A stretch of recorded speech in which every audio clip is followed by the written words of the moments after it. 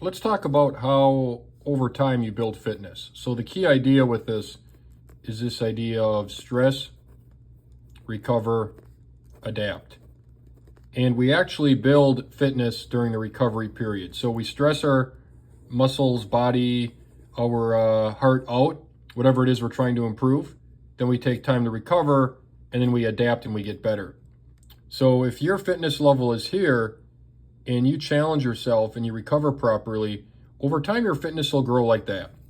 It kind of grows, like if you go from doing very little to doing a lot, you're going to see huge fitness gains in a very short period of time, but eventually it's going to grow a little bit slower. It's going to start to grow slower. So then once you get to this point, you kind of plateau, and this might be 4 weeks, for example. Then you have to adjust things. You have to change. You don't want to change too much at once, but you might want to adjust things a little bit, make things a little bit more challenging, and then you can kind of grow another peak. And over time, you do that. Now, the other factor that we have to factor in is injury risk. So if I kind of redraw that graph that I did, I just want to focus on one peak. So this is fitness. This is your injury risk as you increase the stress. So if you increase the stress, right, your injury risk is like this. It kind of grows, what we would call in mathematics, exponentially.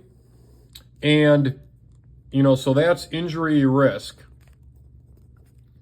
And the more you challenge yourself, the higher risk of injury, right? So the question is, how far should you challenge yourself to stay safe? And it's every coach's job, by the way. The number one responsibility of every coach is to provide workouts for their athletes that minimize injury risk, right?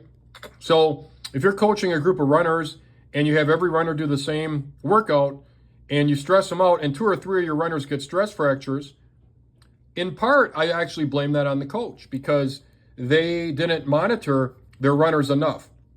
So the question is when you look at this zone right here, this is probably the most optimal zone, is to find that zone where injury risk is minimized and performance is maximized.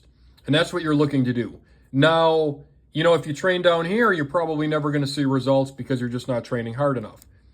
Training over here is what a lot of the elite athletes do, the Division I college athletes.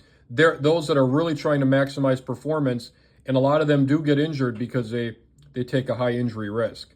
So this is kind of the zone where if you're really looking to, go D1 in college or really looking to see how far you can possibly get, you can kind of flirt with this zone a little bit, but oftentimes injuries will result. So the safest zone for most athletes, we're talking like high school athletes, D3 college runners, D2 college runners, and even if this is even for non-runners, so I don't care what the sport is, even if it's weightlifting, strength training, there's still injury risk in that as well.